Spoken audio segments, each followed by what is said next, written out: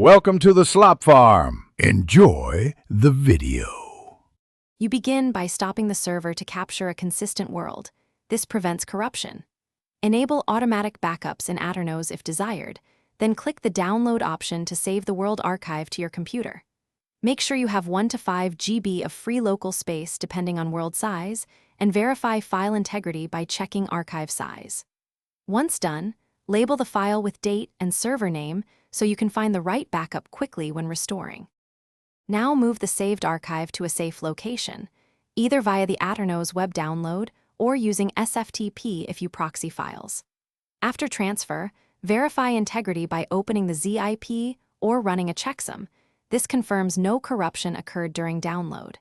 Make sure you keep 1 copy on your machine and another in cloud storage for redundancy. If the server is large, compress with ZIP to reduce transfer errors, and document which backup corresponds to each server snapshot for easier restores.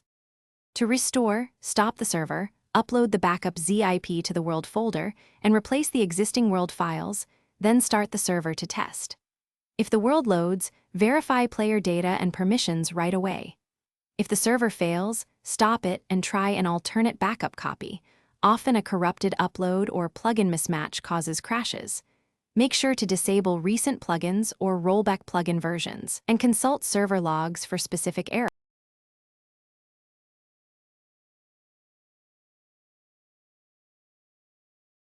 Thanks for watching. Consider subscribing if we helped you today.